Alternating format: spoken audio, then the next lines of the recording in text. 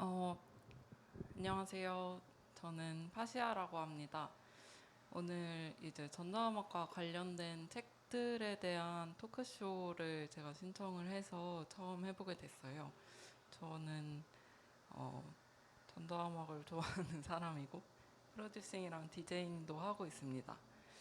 그래서 원래는 이제 전자음악이랑 전자음악에 관련된 문화를 다루는 이런저런 책들을 읽다가 약간 혼자 읽기 아깝고 또 이제 DJ 친구들하고 이런 책들이 있다 이런 거를 이야기를 하고 싶은데 이제 뭐 재밌는 방법이 없을까 이렇게 생각을 하다가 이제 좋아하는 분들이 많이 로스터로 활동하시고 계시는 이런 뮤즐라 FM에 한번 신청을 해봤습니다. 그래서 이제 한국에서는 전자음악이라는 게 소비되는 방식이 되게 한정적이잖아요. 뭐 어느 나라건 안 그렇겠냐마는 물론 이제 제가 아주 식견이 넓지 않아서 다 모르는 걸 수도 있지만 이제 한국에서 전자음악이라고 하면은 뭐 사람들이 떠올리는 거에 되게 몇몇 한정된 그런 게 있는 것 같아요. 근데 그리고 뭐 또 꼭 한국에 있다고 다 같은 걸 공유하는 것도 아니고 근데 이제 이 전자음악이라는 게 제가 생각하기에는 되게 방대한 장르거든요. 뭐 장르로서도 그렇고 기술로서도 그렇고 그래서 이제 이런 전자음악에 대한 좀 더 이제 다양한 이야기들을 어디서 들어볼 수 있을까라고 생각을 하다가 몇 년 전부터 제가 전자음악에 관련된 책을 모으기 시작했는데 이런 책들을 다 같이 좀 읽어보는 시간을 가지면 어떨까 생각했습니다. 그래서 전자음악과 관련된 이런저런 책들 그리고 그 책과 연관된 또 다른 이야기들을 해보려고 합니다. 그래서 책은 이제 저희가 살고 있는 이 현재 말고도 다른 시간과 이제 공간에 대한 기록을 토파보는 좋은 매체잖아요. 너무 옛날 사람 발언인가? 그래서 아무튼 오늘 열심히 준비하긴 했는데 뭐 저도 여기저기서 읽고 들은 거를 모아서 얘기하는 거라서 아주 정확하진 않겠지만 그래도 저한테 뭐 DM을 주시거나 아니면은 어떻게든 연락을 주시면 이제 뭐 잘못된 건 바로 잡고 또 재밌는 얘기가 있으면 같이 나눠보고 할 수 있는 기회가 됐으면 좋겠습니다. 네. 그래서 오늘은 올해 6월에 나온 신간입니다. 근데 꽤 많은 분들이 아실 것 같아요. 그래서 이 책은 맥켄지 워크라는 분의 이제 레이빙이라는 책입니다. 그래서 이 맥켄지 워크라는 분께서 꽤 이제 나이가 있으신 백인 트랜스 여성분이신데 이제 이분이 겪은 여러 이제 레이빙에 관한 이야기들을 음, 에세이처럼 적은 책입니다. 근데 완전 100% 에세이는 아니고 에세이보다는 약간 좀 더 이론적인 되게 사회문화적인 이론과도 꽤 많이 접해 있어요. 그래서 이제 이런 책들이 최근에 이제 많이 나오고 있고 이거를 이제 자기 이론이라는 걸로 이제 묶어서 이야기를 하는데 자기 이론에 관한 이야기는 조금 더 이따가 해볼게요. 그래서 일단 제목이 레이빙입니다. 그래서 레이빙이라는 단어는 요새 뭐 듣고 싶지 않는 사람도 있고 좋아하는 분들도 있겠지만 레이빙이라는 단어가 여기저기서 굉장히 많이 나오고 있잖아요. 그래서 레이빙이 뭔지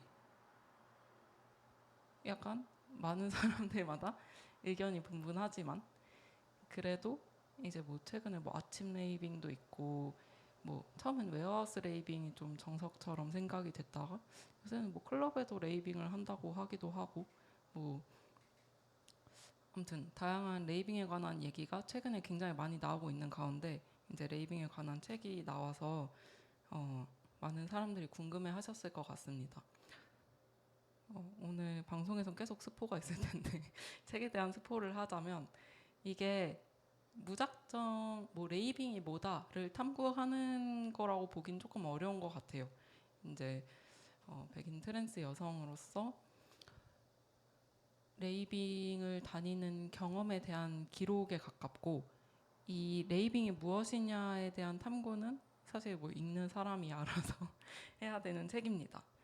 그래서 이 책에서는 뭐 퀴어로서의 정체성을 이야기하는 부분도 있고, 레이버로서의 자기의 이제 감각에 대한 여러 가지 말들을 하는 부분도 있고 합니다. 그래서 여기 추천사를 보면 퀴어 활동가분들도 추천사로 쓰시고, 뭐 번역가 작가분도 계시고, 뭐 파티 기획자, 뭐 넷갈러님 같은 DJ이자 뮤지션인 분들인 여러 사람들이 이제, 물론 이분들도 하나의 정체성으로 정의할 수 없겠지만, 아무튼 이제 여러분들께서 이런 레이빙에 대해서 추천사를 써주셨습니다. 그만큼 단지 이제 음악뿐만이 아니라 음악과 관련된 전반적인 문화에 관한 책이라는 이야기라고 생각을 해주시면 될 것 같아요. 그래서 저도 여기저기 레이빙을 놀러 다닐 때는 그냥 아무 생각 없이 놀러 다니지만, 오늘은 이제 책을 소개하려고 나왔으니까 레이빙의 어원이랑, 이제 여긴 또 특히 이제 테크노 레이브가 많이 나오거든요. 뭐 나중에 가면은 이제 뭐 샤이보이나 아니면 고스자파 같은 DJ까지 나와가지고 뭐 완전 순수 테크노라고 보긴 어렵겠지만, 그래도 이제 테크노 레이빙에서 느낄 수 있는 감각 같은 것들에 대해서 많이 나와가지고, 이제 레이빙과 테크노에 대한 간단한 역사 시간을 준비를 해봤습니다. 그래서 레이빙이란 단어가 뭔가 멋지잖아요. 근데 이제 레이빙이라고 하면은 저희가 떠올리기에는 되게 이제 전자음악 파티고, 이제 뭐 야외에서 벌어지거나 엄청 큰 넓은 공간에서 음악을 크게 틀어놓고 하는 그런 이제 파티를 주로 생각을 하게 되죠. 근데 맨 처음에 옛날에 이제 이런 레이브라는 단어를 처음 쓴 거는 전자음악이 좀 대중적이기 전인 1950년에서 70년 사이에 이제 뭐 뉴욕 소호 같은 데서 이제 광란의 파티 같은 거를 이제 레이브라고 불렀다고 해요. 근데 이제 이게 전자음악이랑 결부가 된 거는 1980년대에서 90년대쯤입니다. 그래서 뭐 오아시스를 좋아하시는 분이 있을지 모르겠지만, 뭐 많겠지만 오아시스의 갤러거 형제들도 이런 전자음악 레이빙, 영국에서 언더그라운드 레이빙을 엄청 많이 다녔다고 하는 썰이 있고, 아무튼 이제 영국의 이제 서벌반 같은 데서 크게 벌어졌던 파티들에서부터 이제 지금의 레이브라는 뜻이 좀 굳어졌습니다. 그래서 애시드하우스라는 특정 장르의 음악을 창고나 들판, 그리고 이제 폐공장에서 틀어놓고 되게 열광적으로 노는 파티를 레이브라고 칭하기 시작하고, 이게 뭐 베를린이나 뉴욕이나 디트로이트 이런 데에 역수입이 되면서, 뭐 역수입이라고 함은 이따가 조금 더 설명을 드릴게요. 근데 아무튼 이제 그런 데에 대도시에 다시 퍼지면서 이제 사람들이 그걸 어떤 하나의 문화적인 현상으로 이제 전 세계적으로 이제 즐길 수 있게 되었다라고 합니다. 그래서 1980년대 후반에 사랑의 여름이라는 게 이제 뭐 요새 말하는 레이브의 시초다라고 이야기하는 사람들이 많은데, 이제 뭐 엄청 넓은 공간에서 그것도 이제 전자음악을 틀어놓고 애시드하우스를 틀으면서 노는 파티였다. 근데 이게 한번 엄청 성공적으로 치러지고 영국 안에서도 여기저기서 많이 사람들이 즐기게 되고, 주변에 이제 독일이나 네덜란드나 벨기에 이런 데로도 이제 쭉 퍼졌다고 해요. 그리고 또 1989년에 베를린 장벽 붕괴가 있었잖아요. 그래서 이제 레이브는 사실상 굉장히 넓은 공간을 필요로 하기 때문에 도심 한가운데서 하기가 사실 뭐 현대의 도시 특성상 많은 사람들이 모여서 사니까 뭐 싫어하는, 큰 소리를 싫어하는 사람도 있으니까 항상 쉬운 이벤트는 아닌데, 이제 베를린에서 베를린 장벽이 무너지면서 동베를린 쪽에 주인 없는 건물들이 엄청 많이 생기고, 되게 뭐 유서비급 넓고 튼튼하고 엄청 넓은데 사람은 없고 주인은 없고, 그리고 이제 마침 또 그때 이제 직업을 잃거나 한 사람들이 그런 큰 건물에 이제 노숙을 하고 이러면서 거기서 이제 뭐 거기 모여있던 사람들끼리 엄청 큰 사운드 시스템을 가져와가지고 뭐 춤을 추고 하던 거를 이제 규모를 키우고 이렇게 하면서, 사실상 이건 부동산 문제라고 볼 수 있는데 아무튼 이제 그런 이제 공간, 빈 공간 이 도심 한가운데 생기고 거기서 이제 이벤트가 열리면서 이제 도시 사람들한테도 되게 도시랑 같이 갈 수 있는 되게 특이한 문화적인 현상으로 커지게 되고, 베를린에서는 심지어 이제 그런 도로에서도 레이브가 많이 열리고 했다고 합니다. 그래서 뭐 베를린의 러브 퍼레이드 같은 거리 레이브도 생겼었다고 해요. 동시에 이제 1989년은 디트로이트에서 언더그라운드 레지스탕스가 탄생한 해이기도 합니다. 그래서 이런 레이브나 언더그라운드 레이브, 언더그라운드 레이브에서 이제 유아를 빼놓고 이야기할 수가 없는데, 이제 언더그라운드 전자음악의 컬트 같은 이제 2세대 디트로이트 테크노 하는 사람들이죠. 그래서 언더그라운드 레지스탕스라는 이름은 모르셔도 제프 밀스는 많이 아실 거예요. 그래서 언더그라운드 레지스탕스는 제프 밀스랑 매드 마이크라는 둘이서 이제 결성을 했고, 나중에 로버트 우드라는 유명한 사람도 합류를 했는데, 이런 당시에는 이제 이름을 밝히지 않았고 이제 언더그라운드 레지스탕스라는 이름으로만 활동을 했고, 이 언더그라운드 레지스탕스라는 이름으로만 이제 바이닐을 이제 계속 발매를 했습니다.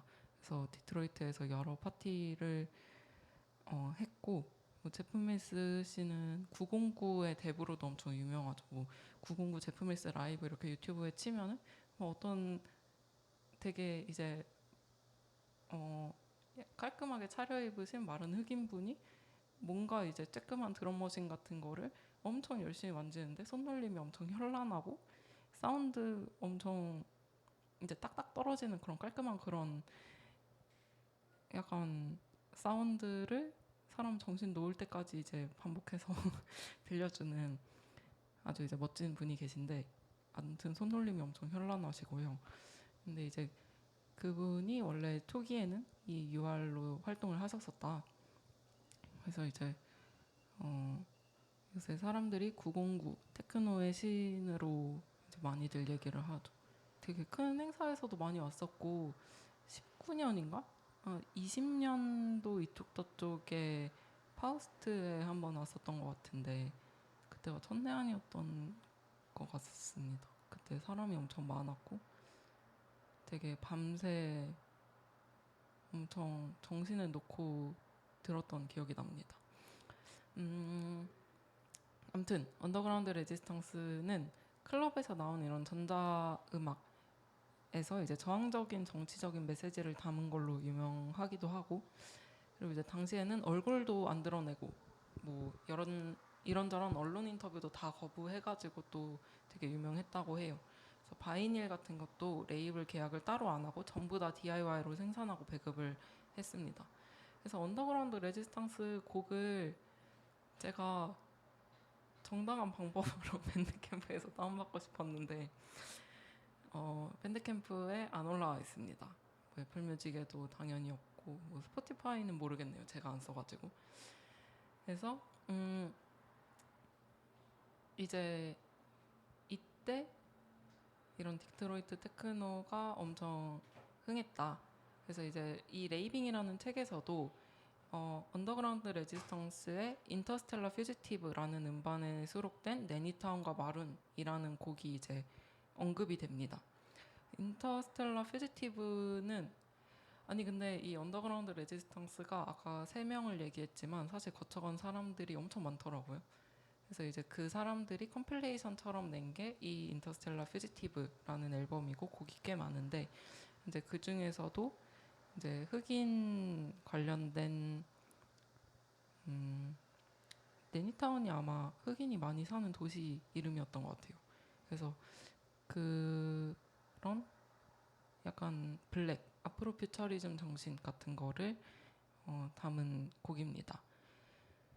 그래서 제가 너무 제 말만 하면 재미없으니까 이 언더그라운드 레지스탕스의 곡을 2개 정도 듣고 오겠습니다. 2개 들을게요.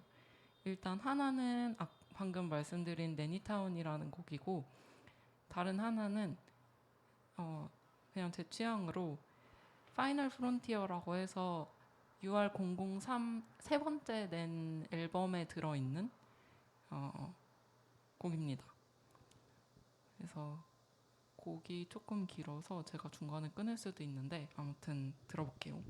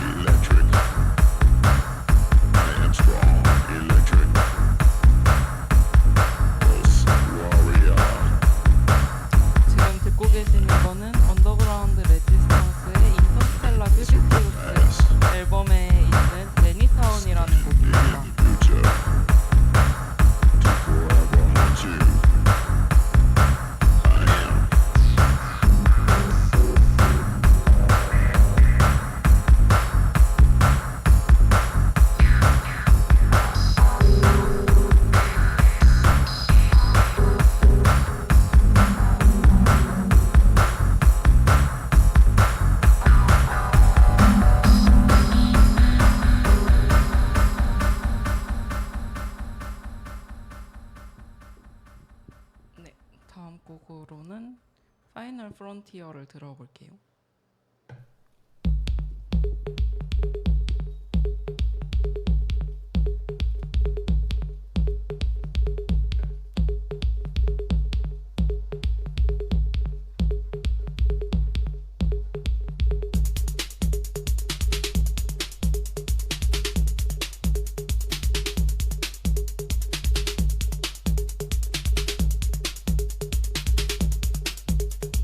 아니 이 곡이 엄청 길어요.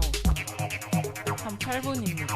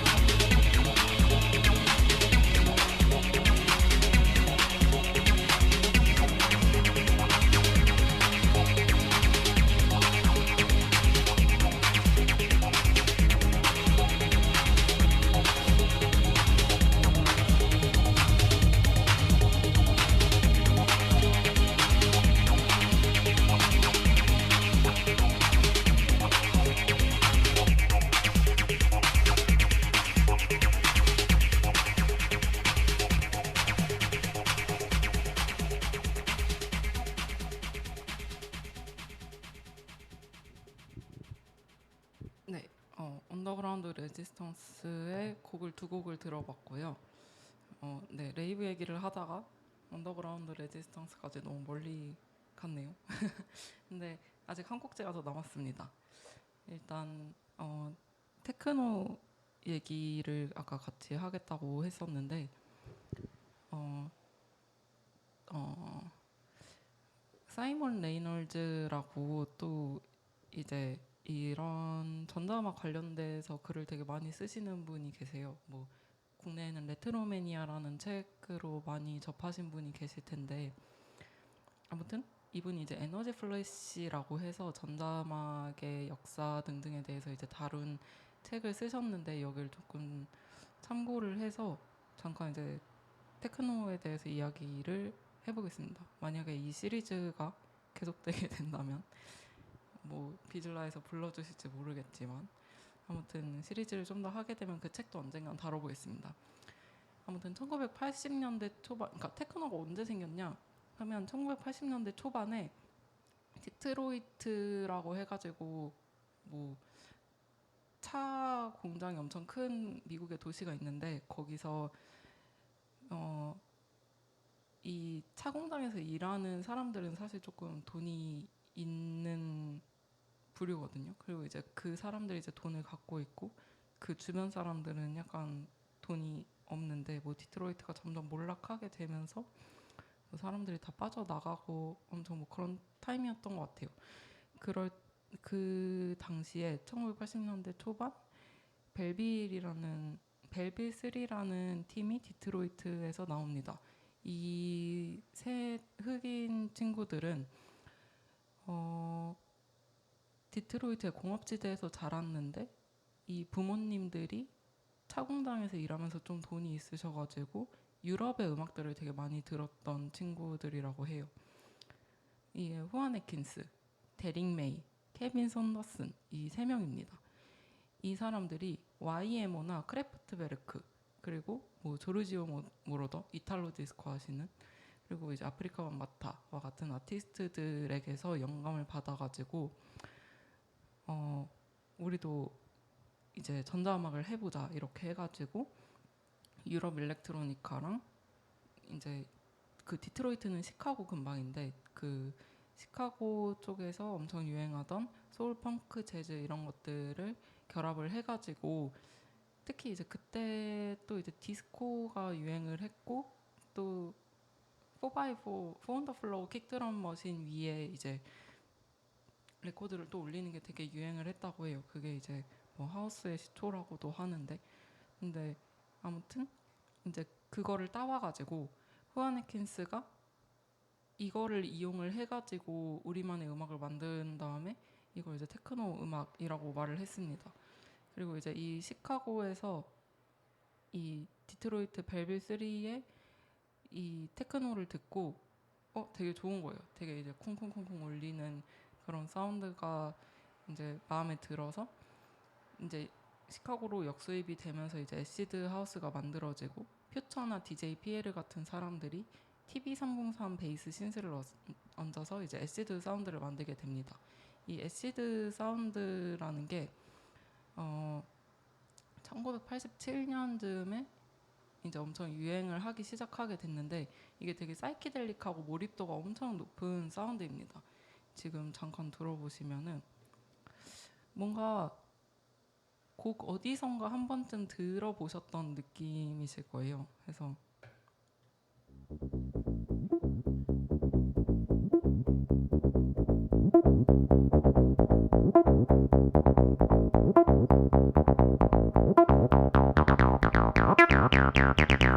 이제 노브를 움직이면서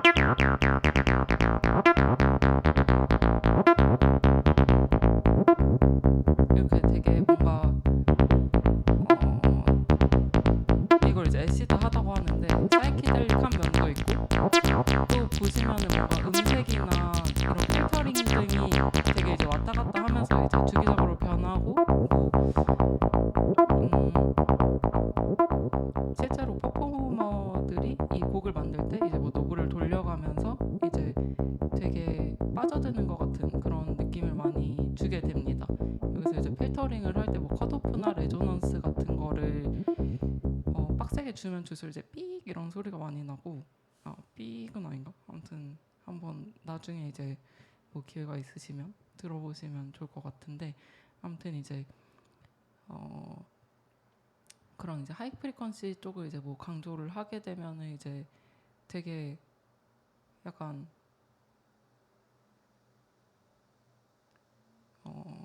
단어가 생각이 안 나네요. 아무튼 이제 되게 몰입도가 높은 사운드가 나옵니다. 그래서 사람들이 전자음악에 관심을 갖게 되는 이유 중에 하나가 뭔가 이제 이전엔 전혀 들어보지 못했던 새로운 소리, 새로운 어떤 소리의 흐름 이런 것들을 꼽게 되는데, 이 애시드 사운드, 그러니까 TV303 롤랜드에서 만든 이 TV303이 그런 거를 사람들한테 강렬하게 인식을 시켜준 거죠. 그래서 이제 라이브로 하면서 이제 사람들을 약간 미쳐버리게 만들고, 이런 거를 이제 사람들이 보면서 전자음악이 이제 점점 빠져들게 된 거죠. 그리고 이제 디트로이트 테크노와 애시드 하우스가 같이 이제 영국으로 넘어가고, 이게 미국에서 온 미래 사운드로 소비가 되게 됩니다. 그리고 이제 영국에서 소화되는 과정에서 하드코어, 개버, 트랜스, 드럼앤베이스 이런 거랑 같이 결합이 되게 되면서 완전 이제 사람들이 미치도록 노는 하드코어 파티들의 이 애시드 계통의 사운드가 쫙 깔리게 되고, 이게 이제 기폭제가 돼가지고 레이브 문화도 엄청 커지게 됩니다. 그래서 퓨처, 아까 이제 그 애시드 하우스 얘기를 하면서 나왔던 퓨처의 애시드 트랙스를 잠깐 듣고 이제 책 얘기로 넘어갈게요.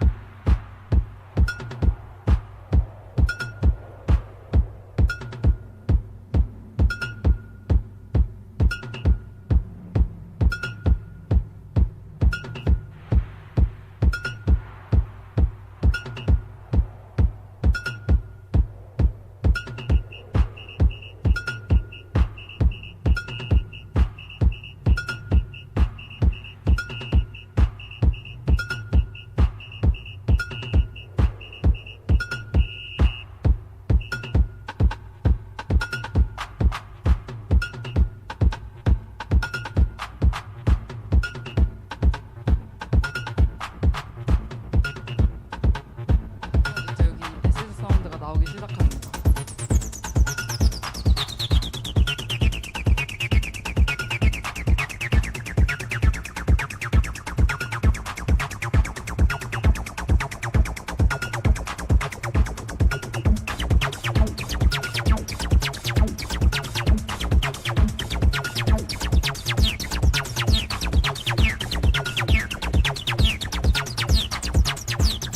부분에 나온 삐옥 이 소리가 이 음색의 변화가 조금씩 있는 거를 들으실 수 있어요.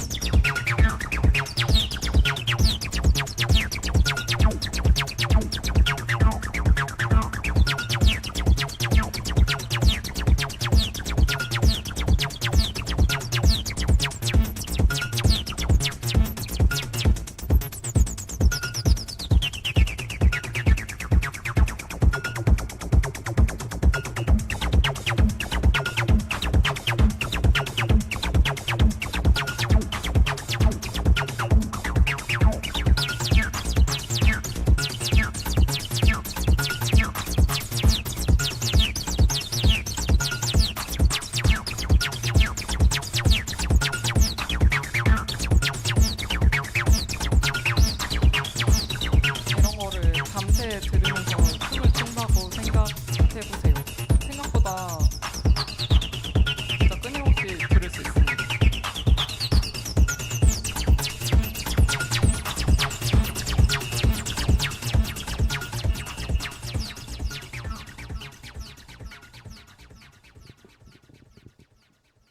아무튼 퓨처의 애시드 트랙스를 들어봤고요.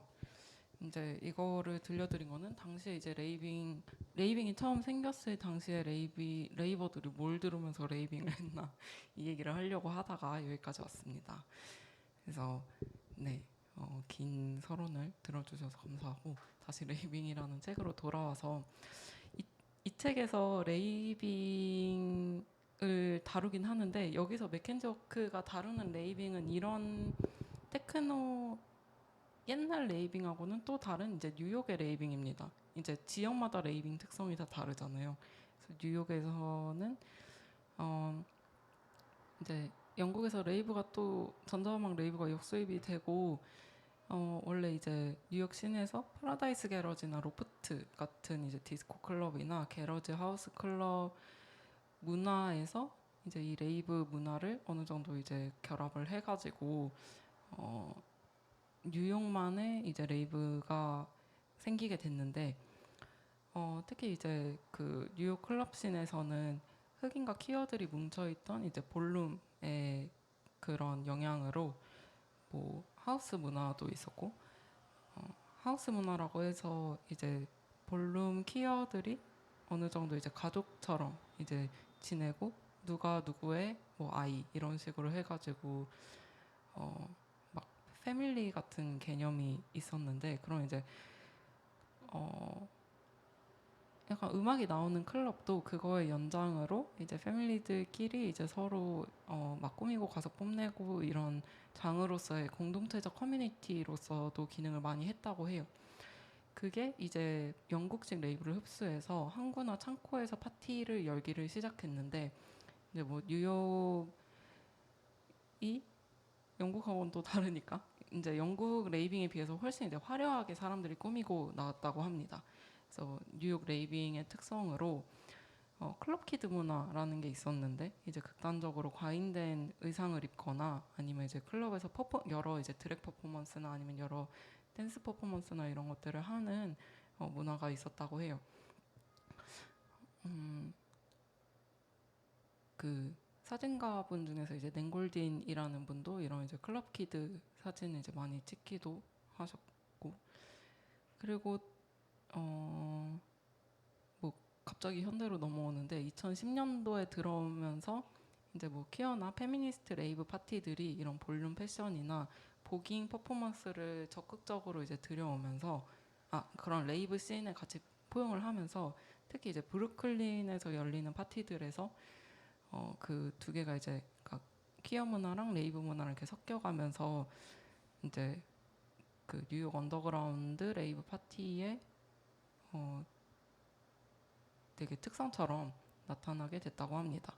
특히 이제 보일러룸이나 레드불 뮤직 같은 유튜브 채널 같은 데서 그런 게 방영이 되면서 이제 더 이렇게 떠오르게 됐고요. 그래서 이 맥켄지 워크의 레이빙이라는 책을 보면 이 맥켄지 워크라는 사람이 되게 최근에 레이빙을 간 그런 내용도 많이 들어 있습니다. 그래서 이분이 조금 나이가 있으신데 20년 만에 이제 다시 레이빙을 다니기 시작하면서 코로나 이후에 이제 그 레이빙을 갔던 기록들을 이제 적기도 하고 그리고 이제 레이빙을 갔을 때 이제 느낀 것들을 이제 쭉 어디다가 적어놨다가 그거를 이제 글로써 정리하기도 하고 그리고 레이빙에서 느꼈던 것들을 여러 이론하고 이분이 이제 또 그 미디어 문화 연구학과 교수시거든요. 그래서 이제 문화 이론하고 관련해서 뭐 이런저런 얘기를 하기도 합니다. 그래서 이분이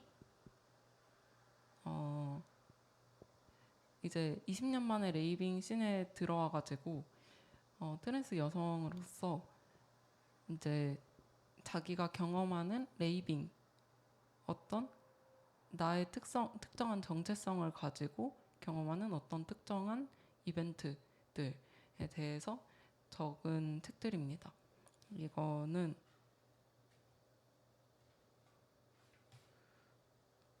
챕터가 총 6개 챕터가 있고요. 일단 챕터를 쭉 읽어보면 실천으로서의 레이브, 제노 유포리아, 케타민 페뮤니즘, 인러스트먼트, 공진하는 추상, 과잉기계 이렇게 이제 쭉 나뉘어져 있습니다. 제목만 보면 조금 어려울 것 같은데 사실 이제 자기가 이제 레이빙을 다니면서 친구들하고 만나서 한 얘기들이나 자기 뭐 느꼈던 쾌감이나 불쾌감에 대해서도 되게 잘 쓴 책이어서 막 엄청 어렵다는 느낌 없이 이제 쭉 읽을 수 있습니다. 아까 이제 애시드 사운드에 대해서 제가 이제 쭉 얘기를 드렸는데 여기서 이제 아 근데 사실 이제 레이빙이라고 하면 그냥 가서 미친 듯이 노는 것도 있고 거기서 그 레이빙 씬 안에서 뭐 내가 어느 위치를 차지하는지 뭐 그러니까 위치를 차지한다고 하면 되게 이상한 말인데 그러니까 주변 사람들이 뭐 나를 어떻게 볼지 이런 것들도 계속 생각을 하게 되고 그 레이빙에서 나오는 음악들에 대해서도 생각을 하게 되고 뭐 옛날에 이 레이빙에 같이 왔던 누구 친구 옛날에 사귀었던 누구 뭐 20년 전에 나를 처음 데려와줬던 사람 별별별 생각을 다 하게 되잖아요. 이 별별별 생각이 다 나와 있는데 그래서 이제 보면은 그런 여러 층위에 대한 생각이 이제 쭉 나오게 됩니다. 그 중에서 이제 제가 뭐 음악에 대해서 주구장창 얘기를 했는데 그런 이제 음악에 관한 이제 내용도 나옵니다. 여기 애시드 사운드에 대해서도 나오는 말하는 부분이 있는데 약간 19금이긴 한데 웃기긴 해요. 그래서 이제 친구가 애시드에 대해서 얘기하는 부분으로 닉이라는 사람이 애시드 소리는 아날로그다. 그리고 젖꼭지를 비틀듯이 노브를 비튼다. 막 이런 얘기들이 엄청 많이 나옵니다. 엄청 재밌고 그리고 자본주의의 소리로 취향 경제를 파괴하는 거고 퀴어 음향 유물론이다. 내가 다른 곳 그러니까 내가 어이의 내입니다. 내가 다른 곳으로 갈 수 없을 때 너를 펼쳐낼 분열하는 위상학적 기능이다. 뭐 엄청 현학적인 것 같기도 하고 뭐 근데 듣다 보면 맞는 말 같기도 하고 이런 얘기들도 엄청 많고 그래서 이런 네 사운드에 대한 얘기도 많이 나온다. 뭐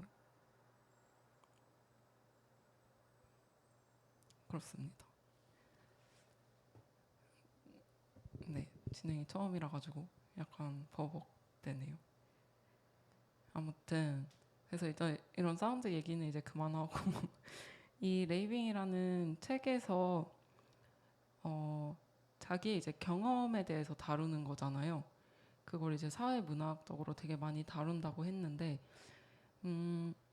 마크 피셔라는 철학자에게 관심이 있으실지 모르겠어요.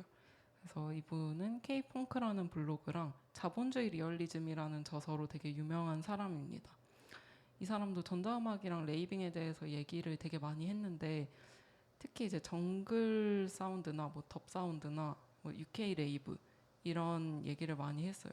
이분은 돌아가신 지 좀 됐는데 아무튼 그런 이제 레이브가 급진적인 미래 가능성의 표현이다라는 말을 많이 했고 그리고 당시의 레이브 경험은 미래를 열어주는 순간이다 이런 얘기를 많이 했습니다. 이분은 이제 자본주의 체제에 대해서 이제 많은 글을 남겼는데 아무튼 이제 신자유주의 체제가 진행되면서 음악이 점점 퇴행적으로 바뀌고 복고적으로 바뀌면서 이때 레이브, 애시드 하우스, 정글 이런 것들이 새로운 미래를 열어주는 듯이 보였다가 결과적으로 이런 복고적인 것 때문에 폐쇄적인 반복만 남게 됐다. 뭐 이런 비판을 한 경험이 얘기가 있죠. 이분의 이런 평이 전자음악하고 문화 비평하는 분들에게서 되게 많이 인용이 되는 그런 글입니다. 그래서 이분이 이제 혼톨로지 같은 얘기를 하면서 이제 레이브가 열어줬던 어떤 미래적인 그런 가능성. 아니 실제로 옛날 이제 레이브 그런 파티 플라이어 같은 거 보면 진짜 미래적이거든요. 그럼 이제 열어줬던 미래적인 미래가 레이브로부터 열렸는데 아무튼 그게 실현이 되지 못하고 유령처럼 현재를 떠돌기만 한다라는 이야기를 이제 그 사람의 아직 한글로 번역돼서 나온 번역본에는 없는 것 같긴 합니다. K-펑크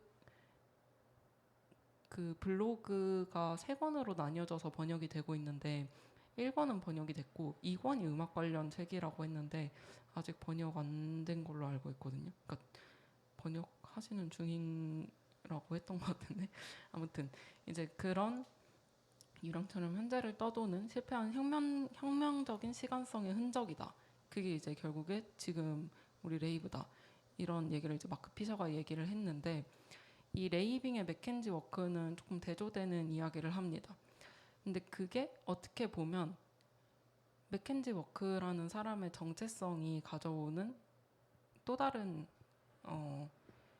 받아들임인 것 같아요. 그래서 이 맥켄지 워크라는 사람은 여전히 이제 레이빙이 현재적인 공동체다. 이제 또 이 사람은 이제 퀴어기 때문에 퀴어 공동체이겠지만 아무튼 이제 그런 공동체적 실천으로서의 레이빙을 이야기를 합니다. 그리고 어떻게 보면 이렇게 쭉 흘러가는 선형적인 시간을 중단시켜서 현재를 느끼게 해줄 수 있는 그런 이벤트다라는 말도 합니다.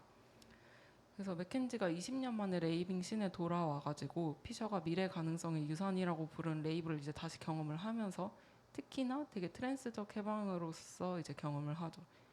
이 트랜스는 되게 중의적인 의미입니다. 그래서 말이 거창한데 어떻게 보면 되게 내밀하기도 하고 더러운 경험도 있고 근데 되게 환희에 찬 경험도 있습니다. 맥켄지가 그걸 이제 글로 다 드러내고요. 그러면서 동시에 여러 사람들의 언어를 인용을 하고 아까 친구의 애시드 사운드에 대한 얘기도 인용하고 마크 피셔 얘기도 인용하고 여러 이론가 얘기도 인용하고 하면서 자신의 몸이랑 젠더 그리고 정체성을 자기 이론적으로 구체화를 해나갑니다. 그래서 자기 이론이 뭐냐? 자기 이론은 개인적인 서사를 글로 쓰되 이제 경험을 그래도 이제 이론의 층위에 어느 정도 이제 갈고리를 걸어가지고 그런 이론적인 층위로서도 자기 경험 이제 이야기를 해보고자 하는 그런 시도라고 할 수 있을 것 같아요. 최근에 번역된 이 레이빙이랑 거의 비슷한 시기에 이제 번역돼서 한국에 나온 로런 포니의 자기 이론이라는 책이 있습니다. 원래 MIT 프레스에서 나왔고 원래 제목은 오토 티어리 어쩌고저쩌고 페미니스트 액트인데 찾아보시면 나오고요. 아무튼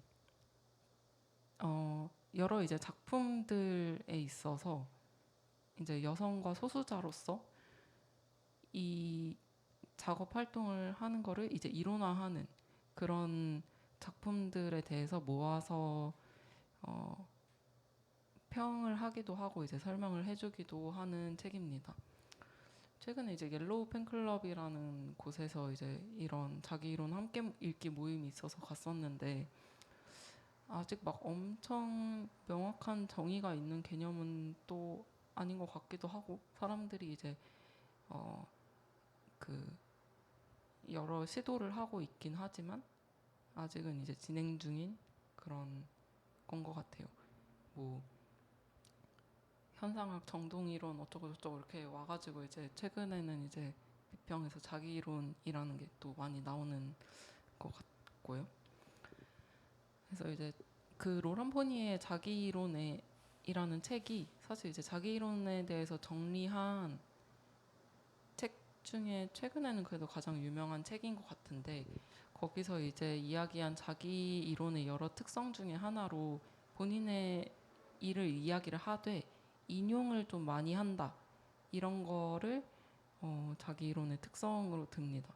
이제 자기 이야기를 한다는 것 자체가 사실 되게 연역적인 방식인데 그런 이제 연역적인 거를 가지고 이론화를 하려면 제가 느끼기에는 다른 사람들은 그럼 어떻게 이야기했나 이거를 이제 바라보는 게 되게 중요하다고 생각이 듭니다.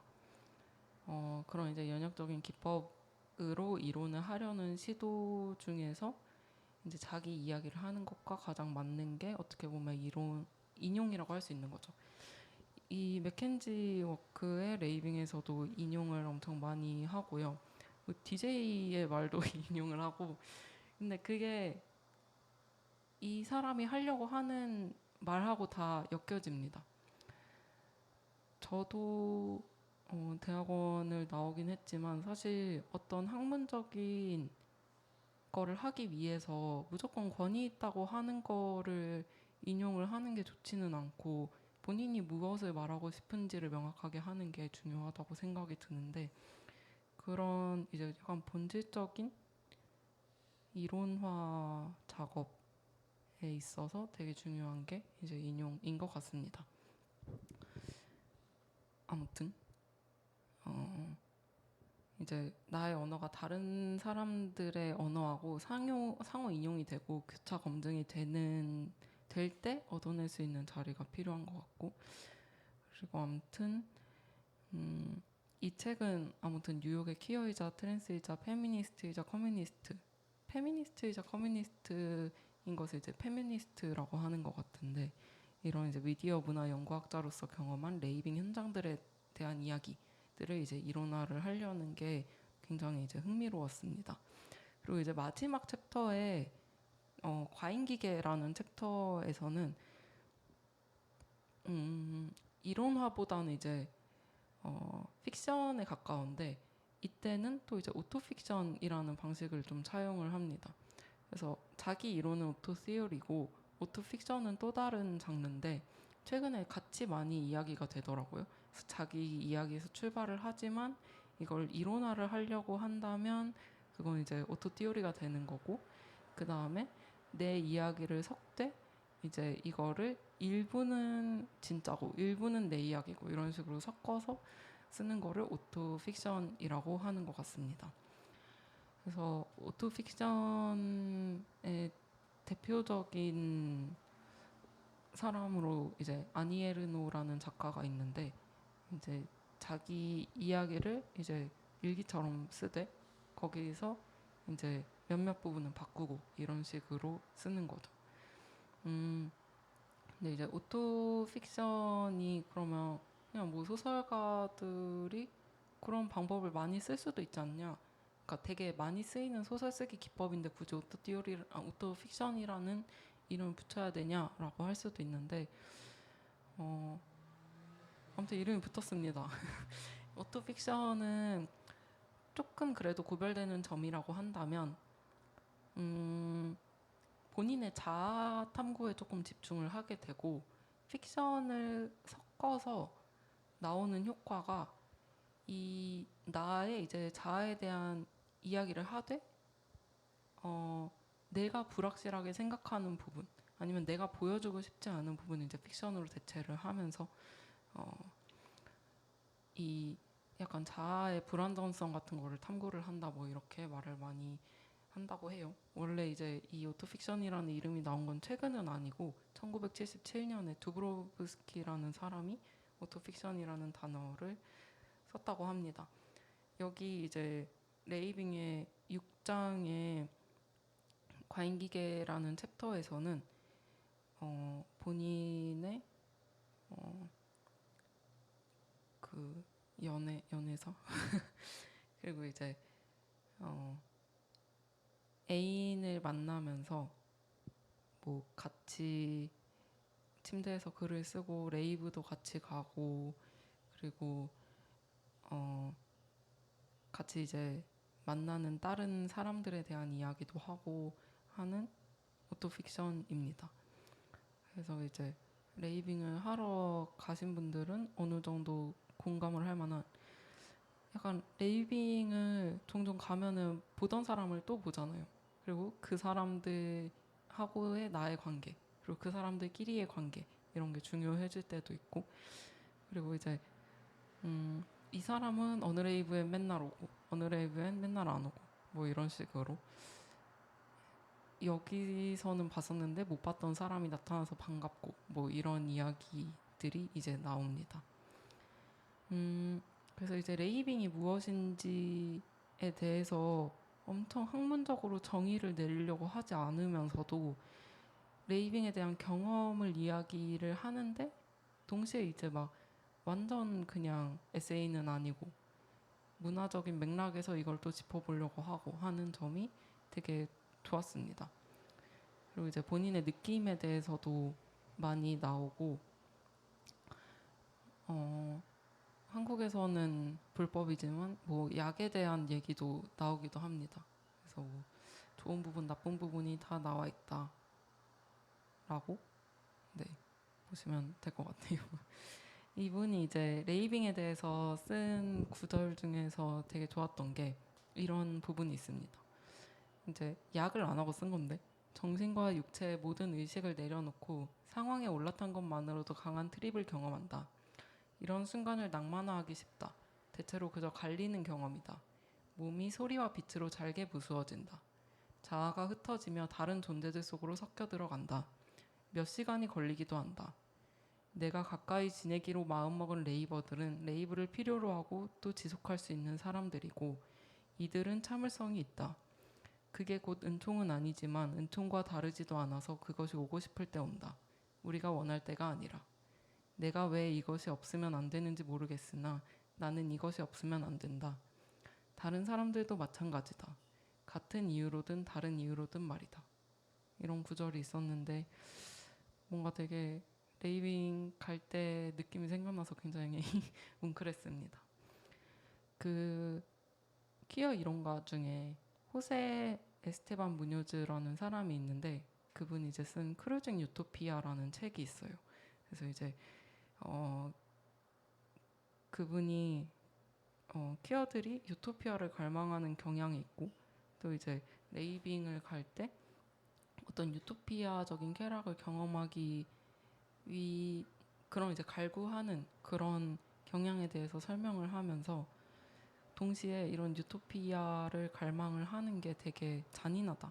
그래서 크루얼 옵티미즘이라는 이야기를 또 붙이기도 했는데 사실 레이빙에서 그런 유포리아를 느끼는 거 그리고 유토피아를 찾고 싶어 하는 거가 어떻게 보면은 레이빙을 계속 가게 만드는 이유기도 한데 사실 현실에 돌아보면 알잖아요. 그게 뭐 항상 있는 일은 아니라는 거. 근데 이제 그런 거를 느낄 수 있는 몇 안 되는 공간으로서의 레이빙을 이제 여기서 이야기를 해주는 것 같습니다. 아무튼 이제 시간이 거의 다 돼가지고 이야기는 여기까지 하는 걸로 하고 이 책 재밌으니까 읽어보시고 그리고 오늘 또 이제 모데시에서 인터내셔널 레이브 에이지 행사가 있습니다. 혹시나 이거를 듣고 궁금하신 분은 이제 레이브 하러 가면 저도 아마 갈 것 같아서 만나실 수 있을 것 같고 또 깨알 홍보를 하자면 이번 주 일요일에 전자음악을 하는 다른 호주에서 온 얼링이랑 이스리피 그리고 아보프님이랑 낸시보이님, 예빈님 이렇게 전자악기로 앰비언트 공연을 하는 물론 이제 레이빙 얘기하다가 앰비언트 하려니까 좀 그런데 그런 이제 공연도 있으니까 성수의 에스펙토리 3층에 있는 심심바에서 합니다. 그래서 놀러 오실 분은 놀러 오시면 감사할 것 같고 마지막으로 곡을 하나 틀어놓고 끝내도록 하겠습니다. 이게 이 레이빙이라는 책 마지막에 샤데이의 체리시 더 데이 리믹스에 대한 얘기를 하면서 끝나거든요. 근데 샤데이의 키스 오브 라이프라는 곡을 저도 엄청 좋아하는데 아무튼 체리시 더 데이도 그 같은 앨범에 있는 곡이고 여기서는 이제 푸더크 리믹스를 얘기를 했는데 제가 푸더크 리믹스를 못 찾은 관계로 약간 애시드 비스무리한 리믹스를 트는 걸로 마무리를 하도록 하겠습니다. 네, 들어주셔서 감사합니다.